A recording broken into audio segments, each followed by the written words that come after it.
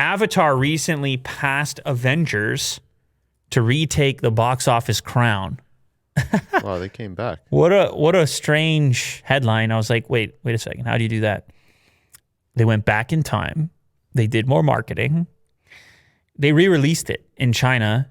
And this is a thing that could be indicative of what we're all about to experience post-COVID, is that because all the production companies have been on chill mode a little bit, there might not be all that much to hit theaters once theaters come back online and let people in.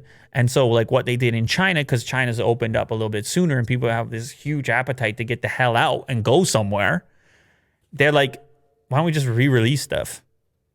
And people are so pent up right now, they would just go watch it again, or maybe they missed it the first time around and do a little promo. And, in the meantime, possibly retake the crown for box office numbers.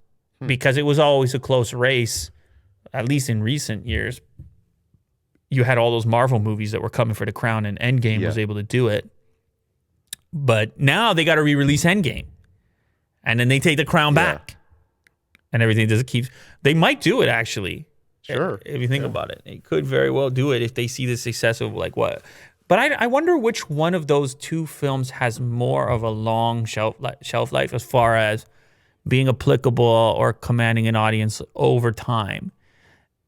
It's a curious one because Avatar is one of one right now. I know they're working on another one, but it's one of one. It's a fully intact thing on its own. Yeah. Whereas for me with the Avengers stuff, it's like 300 things. Sure. Yeah. And I know the term Endgame, it got a lot of attention. Like it felt more standalone, but it is one of many. You have to admit.